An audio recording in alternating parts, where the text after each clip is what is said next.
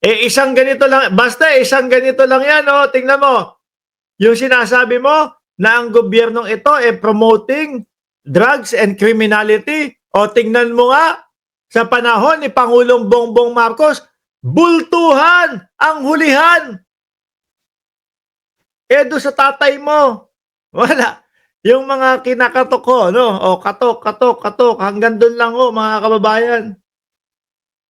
Pagka may nahuli, manlaban, hayaan mo, manlaban, sabihin mo, manlaban. Yun po yung sinabi ng dating Pangulong Duterte. Binubuyo nila na manlaban. Di po ba? Binubuyo nila na manlaban. Yung kapulisan, yung pulis, mga bossing, syempre, sabi ng Pangulo, buyuhin, manlaban. No? Tapos may makukuha tayo kapag ang dahilan kung ba't patay yan, nanlaban. May makukuha tayo. Malaking pera. Kesa doon sa ipapasok natin to sa presinto. Hindi na loko na ho, mga kababayan. Imbis na kapag bagong buhay yung tao, ayun, wala na agad. No, sila na po ang humusga. Eto, ganito dito, kay Pangulong Bongbong Marcos. Eva Narita, watching from Japan. Silent viewer. Tignan! Baste! Uy! Dito ka! Tumingin ka sa akin, Baste. Hindi ako si General Torre. Kaya okay lang na tignan mo ko, no? hindi ako yung binantaan mo na sasampalin. Baste! Tignan mo daw! Mahigit 200 milyon na halaga ng hinihinalang natagpuan na nakasilid sa isang maleta sa bakanteng lote sa Naik, Cavite. Nung isang araw lang ho, mga kababayan, Davao, bulto-bulto din po ang nakita ng nakuha. Di po ba? Yan po ba yung sinasabi ni Baste Duterte?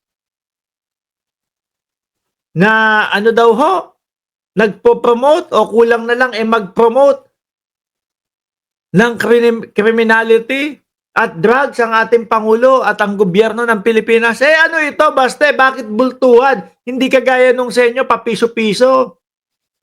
Di ba? Yung kanila ho, pampiso-piso lang Sabi nga ni Morales, linipat po ako doon sa papiso-piso. Araw-araw na ibinabalita. May nahuli, pusher, nanlaban, piso-piso ang nahuhuli. Walang ganito nung panahon ni dating Pangulong Duterte. Kaya umasa pa tayo. Asa pa tayo na matutupad niya yung 6 months? Ano?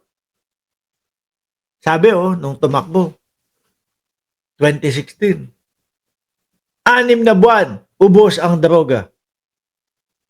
Abay, hindi po nangyari Ang naubos po, mga kababayan, ubos po yung tao. 20 hanggang 30 libo katao ang di umano biktima po ng EJK. Humingi. Sabi, gawin nating 1 year. Hindi namin ni-expect na ganito kalaki o ganito kalala yung problema ng bayan. Hanggang matapos po ang kanyang termino, mga kababayan, wala naman ding nangyari. Imbis na ho yung sinasabi nila, yung sinasabi ng mga DDS, nung panahon ni dating Pangulong Duterte, hindi ka matatakot lumabas No, kahit alas 10, alas 12 na daw. Matatakot ka sa pulis. Bakit? Baka mapagbintangan ka na gumagamit. Lalo na pagpayat ka, ay naku po. Bakit? Bakit nila ginagawa yun? Baka mapagalitan Dahil may kota. So kapag ka ganun, kapag ka yung dahil may kota at mapapagalitan ako, eto, arrestuin ko na nga lang to. Papayat-payat naman No? Mukhang obra naman. Paniniwalaan na addict to. Nasira ang buhay ng tao. Dahil hindi naman nagdudurog o hindi naman addict. Pero dahil doon sa kota-kota nila, napilitan yung pulis na hulihin o arestuhin. Sira ang buhay ng tao. Sa pulis, natatakot. yung mga Pilipino noon. Sabi ni Asilia, alisin ang mga kakumpetensya nila, no, sa droga. Yan ang katotohanan dyan dahil sila nga ang supreme drug lord dito sa bansa. Oh, mga user ng kalaban nila sa negosyo ng drugs, yung mga pinatay nila. O paano yan? Baste. Dito pa lang, isang litrato pa lang yan. Ngayon pa lang yan. Paano yung mga nakaraan pa? Pati yung doon sa Davao, yung mga naaresto. Paano mo ngayon sasabihin sa mamamayang Pilipino na kulang na lang mag-promote ng droga o kriminalidad itong si Pangulong Bongbong Marcos at ang gobyerno ng Pilipinas? Naalala ko, DDS pala kayo. Ano?